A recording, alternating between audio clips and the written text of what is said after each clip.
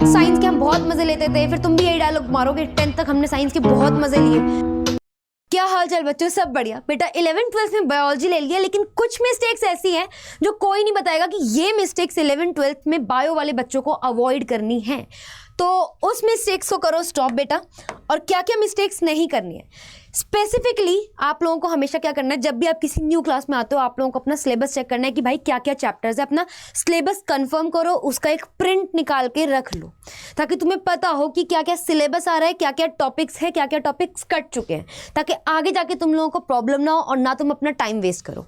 ठीक है। और एक स्पेशल नोट है उन बच्चों के लिए मेरे जो 10th से अभी जस्ट 11th में आए हैं, और 11th में तुम लोगों ने पीसीबी ली ही इस चीज़ के लिए है कि मैम हमारे तो दोस्त ने ले लिया है। बेटा दोस्त के लिए वो उसकी चॉइस है, वो उसका पहला प्यार है। दूसरे का प्यार ही होता है, वो तुम्हारा कभी नहीं बन सकता, ये याद रखना।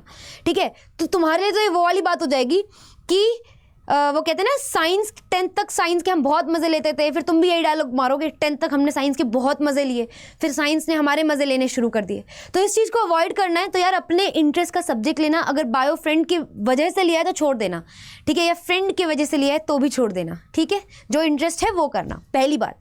दूसरी बात क्या है, आप में से काफ़ी सारे बच्चे जो 10th से 11th में आए, बेटा आप लोगों को नहीं पता है कि नोट्स कैसे बनाने हैं, रिवीजन कैसे करनी है।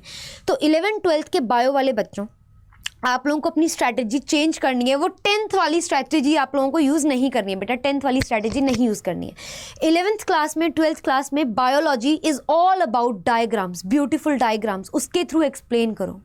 और दूसरी चीज़ फ्लो चार्ट। एक एग्जामिनर ये नहीं चाहता तुम लोग पैराग्राफ्स में पॉइंट्स में आंसर लिख दो, नहीं। एक एग्जामिनर चाहता है कि जो चीज़ उससे पूछी गई है, बच्चा बायो है, शॉर्ट में सब कुछ एक्सप्लेन कर दे। तो तुम लोग डायग्राम्स और जो फ्लो चार्ट वगैरह होती है ना, उससे नोट्स, अपने जो नोट्स वगैरह ना, उस तरीके से नोट्स बनाओ और उसी तरीके से रिवीजन करो, और उसी तरीके से जब पेपर में भी क्वेश्चन आता है उसको मॉडिफाई करके लिख के आओ। तुम लोगों की नॉलेज ज़्यादा रिटेन रहेगी और प्लस में तुम्हें मार्क्स भी अच्छे मिलेंगे।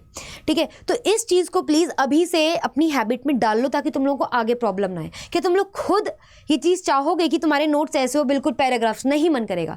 एज कंपेयर टू एक पेज है, उसमें एक कॉम्प्लेक्स सा टॉपिक जो है तुम लोगों ने दो चीज़ों में तोड़ रखा है। अगर डायग्राम एग्जिस्ट करता है वो प्लस फ्लो चार्ट, तुम्हें पढ़ने में किस में मज़ा आएगा, फ्लो चार्ट प्लस डायग्राम में? क्योंकि भाई 10 मिनट के अंदर एक कॉम्प्लेक्स टॉपिक तुमने कवर कर लिया, तुम्हें उसमें मज़ा आएगा भाई। तो तुम लोगों को अभी से उस चीज़ पे वर्क करना है, ज़्यादा प्रैक्टिस करनी है डायग्राम की, फ्लो चार्ट की, जब कोई टॉपिक समझ आ जाता है। ठीक है। तीसरी चीज़ जो है बेटा वो ये है कि आप लोग जितना कर सकते हो उतना करो। एक बारी में ये मत सोचो हम तो ये कर देंगे वो कर देंगे, नहीं। स्टार्टिंग में कुछ बच्चे बहुत एनर्जेटिक होते हैं कि भाई ऐसे करेंगे वैसे करेंगे, फिर वो बच्चों को पता नहीं क्या होता है, वो एकदम से बेटा ग्राफ ऐसे चला जाता है उनका। और ये क्यों होता है? बिकॉज इतने बड़े गोल्स रख लिए कि यार वो अचीवेबल ही नहीं है, यार अचीवेबल ही नहीं है। तो ऐसे गोल्स रखो जिसमें तुम्हें एकदम से डर ना लगे, अरे बाप रे इतना बड़ा गोल है, ऐसा नहीं। छोटे छोटे स्टेप्स लो ताकि एक वो छोटे छोटे स्टेप्स लेके एक बड़ा जो आउटपुट आएगा ना वो बहुत सुंदर निकलेगा। ठीक है। कि भाई रोज आधा घंटा पढ़ रहे हो, जो चैप्टर एक बच्चा जबरदस्ती दूसरी को देखा देख में एक दिन में कर रहा है, उसे याद नहीं है, उसका कोई फायदा नहीं है, एज कंपेयर टू वो बच्चा जो 3 दिन में 1-1 घंटा बैठ के उस चैप्टर को कंप्लीट कर रहा है, रिटन रिविजन कर रहा है, डायग्राम बना रहा है, फ्लो चार्ट बना रहा है, ट्रिक्स बना रहा है एग्जाम्पल याद करने की।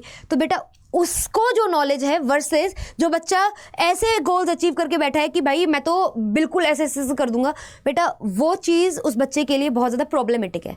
तो अपना उतना गोल सेट करो जितना तुम लोग कर सकते हो। जब तुम्हें चीज़ें याद होने लगेगी, तुम्हें बोलने की ज़रूरत नहीं पड़ेगी, तुम्हें मज़ा आएगा, तुम्हारी सिटिंग आवर्स खुद 1 घंटा 2 घंटा 3 घंटा कब बढ़ जाएंगे ना तुम्हें खुद नहीं पता चलेगा, और तुम्हें लगेगा भाई मैं अभी तो बैठा था 1 घंटा हो गया, 2 घंटा हो गया, 3 घंटा हो गया, ऐसा लगेगा।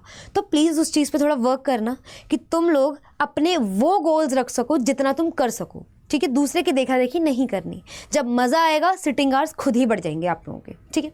अब उसके अलावा मैम और क्या, अब देखो पता है क्या होता है, जैसे इन्वायरमेंट में हम लोग रहते हैं बेटा हम लोग वैसे बन जाते हैं। अपना जो ग्रुप है वो अच्छा चूज़ करना, अच्छे बच्चों वाला जिनका माइंडसेट पॉजिटिव हो। क्योंकि जब कुछ बच्चे पता क्या करते हैं, खुद तो होते ही नेगेटिव है बहुत ज़्यादा, वो जो बच्चे पॉजिटिव होते हैं ना उनको भी नेगेटिव कर देते हैं, जस्ट लाइक इलेक्ट्रॉन, है ना। इलेक्ट्रॉन नेगेटिव है भाई, है ना। तो तुम क्या ऐसे ही बच्चों के साथ रहना पसंद करोगे कि जो 10 दिन में 10 बार बायो का सिलेबस देख के बोले भाई ये तो नहीं हो पाएगा, भाई ये तो नहीं हो पाएगा? तुम्हें ऐसे बच्चों के साथ बेटा नहीं रहना है, क्योंकि जहाँ तुमने मन में ठान लिया ना नहीं होगा तो वो सच में नहीं होगा। फिर कोई और गुंजाइश नहीं है, वो नहीं होगा। लेकिन अगर तुम रोज बैठ के पढ़ रहे हो ना, और रोज रिटन रिवीजन और अपने आप को समझा रहे हो, तो आई प्रॉमिस यू टुडे कि आप लोगों को होगा, और ये सारी चीज़ें बहुत ईजी बन जाएंगी और तुम लोग अपने आप को बेटर वे में एक्सप्लेन कर पाओगे। ठीक है, तो रोज पढ़ते समय, पढ़ने के बाद ये बोलना कि अरे यार हो जाएगा। कोई बोले ना नहीं होगा, अरे कैसे नहीं होगा, हो जाएगा, मैं करके दिखाऊंगा या मैं करके दिखाऊंगी, ये चीज़ बोलना। कभी नेगेटिव माइंडसेट मत रखना। अगर तुमने वो नेगेटिव माइंडसेट रख दिया तो बेटा वहाँ से ना फिर एक ड्रॉबैक आना शुरू हो जाएगा। तुम जैसा चाहोगे वही होगा। तो अच्छा चाहो, अच्छा होगा, टाइम लगेगा लेकिन होगा ज़रूर। और लास्ट इंपॉर्टेंट चीज़ जो मैं बच्चों को साल की शुरुआत से लेके एंड तक समझाती रहती हूँ, यार be consistent, be consistent, be consistent. ठीक है, वो डायलॉग सुना है ना, चैन से सोना है तो जाग जाओ, तो वो तो मैं नहीं बोलूँगी, लेकिन हाँ एक चीज़ बोलूँगी, यार बी कंसिस्टेंट। ठीक है, कंसिस्टेंसी कैसे, ये नहीं कह रही कि दिन में 10 घंटा पढ़ो, नहीं। कभी कभी ऐसे भी दिन आते हैं लाइफ में, अप्स और डाउन्स दोनों होते हैं। ऐसे भी दिन आते हैं जब पढ़ने का मन नहीं करता है, उस दिन कुछ नया टॉपिक मत पढ़ो, लेकिन जो टॉपिक फेवरेट है ना, फेवरेट टॉपिक से शुरू करना पढ़ना, वो टॉपिक हो जाएगा। उसके बाद कोई ऐसा छोटा सा टॉपिक लेना जो तुम्हें थोड़ा टफ लगता हो, उसके नोट्स बन रखे हो, उसे रिवाइज करते रहना। तो एक माइंडसेट में ये रहेगा, हाँ आज मैंने कुछ किया है। जब ऐसा वाला माइंडसेट रहता है ना, तो गिल्ट नहीं आता, और गिल्ट नहीं आता तो पढ़ने में मन लगता है। 5 दिन 1 हफ्ता नहीं पढ़ो, गिल्ट है, लेकिन तुम अपने आप को समझा रहे हो, अरे वो तो ये कंडीशन हो गई थी, वो कंडीशन हो रही थी, अपने आप को फंडेबाजी दे रहे हो, तो तुम अल्टीमेटली 1 हफ्ते बाद जब पढ़ने बैठोगे ऐसा लगेगा सब भूल गए, और तुम्हें आएगा बेटा पैनिक, और फिर होगी चीज़ें खराब कि मैम ये कैसे करें, वो कैसे करें। तो एक ही आंसर है, जिस दिन पढ़ने का मन नहीं भी है उस दिन वो चीज़ पढ़ो, वो फेवरेट सब्जेक्ट पढ़ो यार जो तुम्हें पसंद है। और एक हैबिट मैं बोलूँगी डाल लेना, एक हैबिट बोलूँगी बेटा वो डाल लेना, एक लिस्ट, एक छोटी सी नोटबुक जिसमें तुम लोग डेट और डे लिखा करोगे। 3 या 5 हैबिट्स जो तुम्हें पूरे दिन में डेफिनेटली करनी ही करनी है, उसके लिख लोगे, और सोने से पहले जो जो हो गई है उस पर टिक लगाओगे। ठीक है, 3 महीने तक करना। 3 महीने के बाद जब ऐसा लगने लगे ना कि यार नींद नहीं आ रही, जब तक वो लास्ट वाला नहीं हो रहा है, ठीक है, तो उस दिन एक सही चीज़ की शुरुआत हो चुकी है, ये समझ लेना। और जो आज चीज़ें बताई है बेटा, उस चीज़ को फॉलो करना, अपनी रिवीजन स्ट्रैटेजी में चेंज लाना है, डायग्राम्स पे, फ्लो चार्ट्स पे बहुत वर्क करना है, माइंड जो है आपका पॉजिटिव रखना है। कभी कभी नेगेटिव हो जाता है, मुझे भी पता है, अगर आप गर्ल हो तो बेटा बहुत ज़्यादा होता होगा, जो मूड स्विंग्स होते हैं, आई नो बहुत ज़्यादा होते हैं।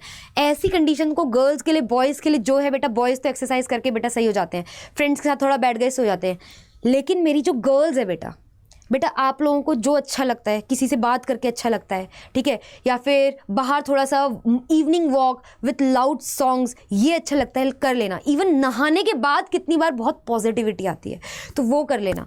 ठीक है, जब भी नेगेटिव फील हो हम लोगों को ये चीज़ें कर लेनी चाहिए। तो आप लोग ये करके पॉजिटिव होना और फिर अपनी डेली रूटीन को करना। ठीक है, तो मैं नहीं कहूँगी हमेशा पॉजिटिव होता है, कभी कभी नेगेटिव हो जाता है, बट ट्राई करना माइंडसेट हमेशा पॉजिटिव रख पाओ, और कंसिस्टेंसी का हाथ कभी मत छोड़ना। ठीक है, सो इतना ही आज के लिए। ये मिस्टेक्स मत करना बस 11th-12th में, तुम लोगों की लाइफ चकाचक हो जाएगी बेटा, मतलब एडिशनल वैल्यूज़ आएंगी तुम्हारी लाइफ में जो आगे लॉन्ग रन तक अच्छी रहेंगी।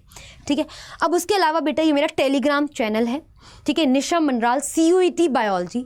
इसमें जो भी अपडेट आएगी 11th की, 12th की, PDF, हाइपरलिंक्स वगैरह, वहाँ पे सब कुछ होगा एक ही जगह पे। सारी PDF जो मेरी लाइव क्लासेस होती हैं उनकी अपडेट वगैरह, कोई न्यू चेंज है, सब कुछ मैं वहाँ पे आप लोगों को प्रोवाइड करती हूँ। ये लिंक है डिस्क्रिप्शन में, लिंक है, कहीं से भी ज्वाइन कर लो। इवन मैं आप लोग जो आपकी प्रॉब्लम्स है ना, आप मेरे पे वहाँ पे शेयर कर सकते हो, मैं 1-on-1 इंटरेक्शन करके उन्हीं पे आपको यहाँ रिस्पॉन्ड कर सकती हूँ। तो तुम्हारी लाइफ के जो दुख है ना बेटा, जो तुम्हें एक गाइडेंस चाहिए पर्सनल भी टॉपिक्स पे, क्योंकि तुम एक ऐसी एज पे हो जहाँ पे यू नीड दोज हेल्प्स, क्योंकि कभी कभी अगर वो हेल्प ना मिले, गाइडेंस ना मिले, तो एकेडमिक्स पे डायरेक्ट फर्क पड़ता है। एंड आई डोंट वांट कि तुम अगर 11th में और 12th में तुम्हारे मार्क्स कम आए, या तुम्हारी इतनी छोटी सी चीज़ों की वजह से जो तुम्हारे लिए बड़ी है, ठीक है, तुम्हारे एकेडमिक पे फ़र्क पड़े, वो मैं नहीं चाहती। तो यहाँ पे ज्वाइन करना। अभी मेरी कम्युनिटी बहुत ज़्यादा छोटी है, ठीक है, तुम लोग आओगे ज़्यादा फोकस कर पाऊंगी। ठीक है, तो मेरी जो ये वाला चैनल है, 8-10 लोग हैं अभी, हम लोग बच्चे ज्वाइन हो रहे हैं धीरे धीरे करके, आप लोग ज्वाइन कर सकते हो। मैं आप लोगों की वहाँ पे क्वेरीज अच्छे से लूँगी, यहाँ पे रिस्पॉन्ड किया करूँगी, बस तुम्हारी एकेडमिक्स पे फ़र्क नहीं पड़ना चाहिए। ठीक है, सो आज के लिए इतना ही। फॉलो ज़रूर करना निशा मनराल CUET बायोलॉजी को, ठीक है, और मुझे कमेंट करके बताना तुम में से कौन कौन बच्चा ये स्ट्रैटेजी करने वाला है। ठीक है, सो बाय बाय।